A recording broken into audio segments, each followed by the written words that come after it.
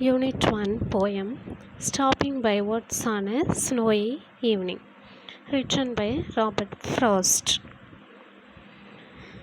Robert Frost was an American poet. He noted for his realistic description of rural life, and he spent his first 40 years as an unknown entity. He received 4 Pulitzer Prizes for poetry and was a special guest at President John F. Kennedy's inauguration. Frost became a poetry force and the unofficial poet laureate of the United States. Some of his famous works are The Road Not Taken, West Running Brook, Mending Wall, After Apple Picking, etc. We come to the poem Stopping by Woods on a Snowy Evening. Whose words these are, I think I know. His house is in the village, though.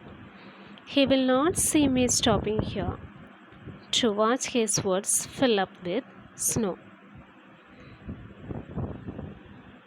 The poet is on his horse. He stopped his horse close to the woods.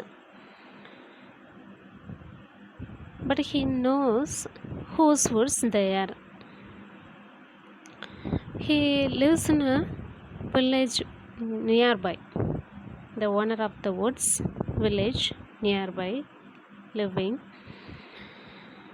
The poet stop here and see the woods fill up with the snow. But the owner of the wood does not see him because he is not here. Come to the second stanza of the poem. My little horse must think it care to stop without a farmhouse near, between the woods and frozen lake, the darkest evening of the year. There is no farmhouse near the woods, so his horse thinks it strange why he stopped here. On one side there are the dark woods.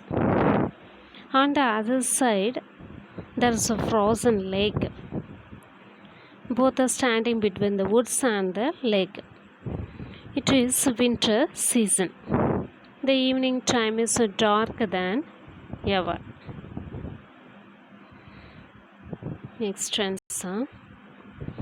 He gives his harness bell shake to ask if there is some mistake. The only other sounds the sweep of easy wind and tawny flake.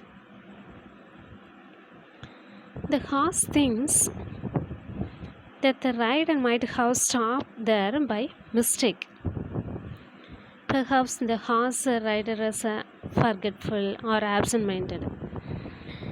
To bestir him, the horse shakes his harness bells. The bells in the harness jingle. The slow wind and the falling snowflakes make a soft sound. But for this, there is no other sound. Next stanza. The woods are lovely, dark and deep, but I have promises to keep, and miles to go before I sleep, and miles to go before I sleep.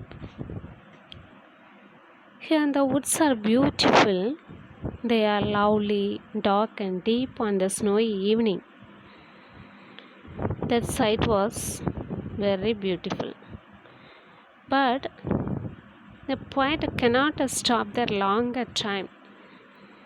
He has to continue his journey.